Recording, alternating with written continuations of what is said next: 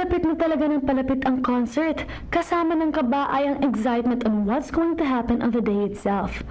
Gusto talaga naming mapasaya ang mga manonood ng concert, kaya naman wala kaming tigil sa pag-iensayo hanggang ma-perfect namin ang aming mga numbers.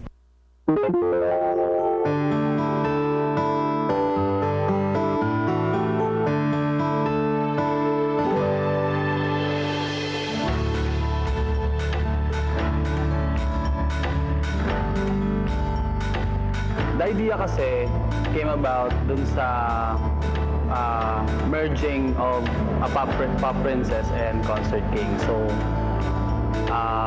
with that, yun yung naging unang malaking problema. Paano pagsasamahin yung dalawang ganito kalaking artista into a Valentine concert.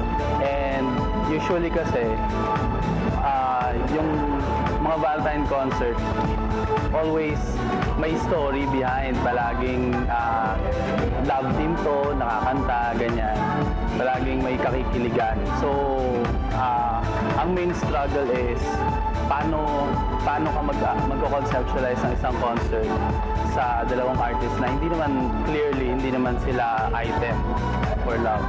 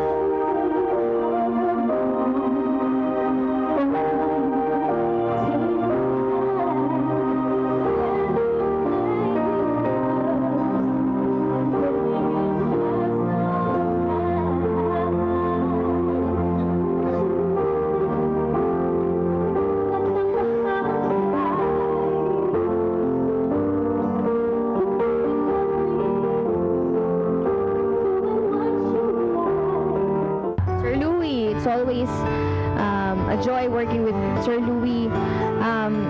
Siyempre, very prominent na composer at musical director si Sir Louie, no?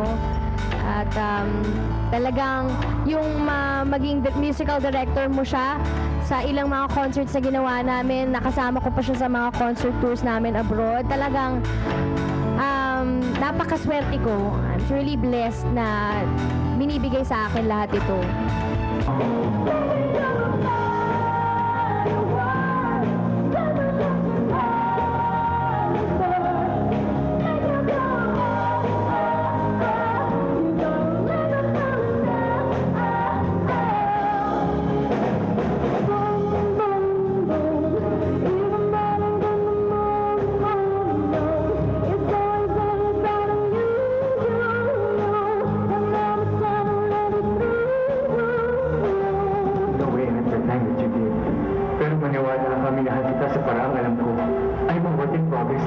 So please, don't give up on me. And at times, we say and do crazy things because of love. Well, definitely, it was you've seen it and everything. It was like, definitely it was about love.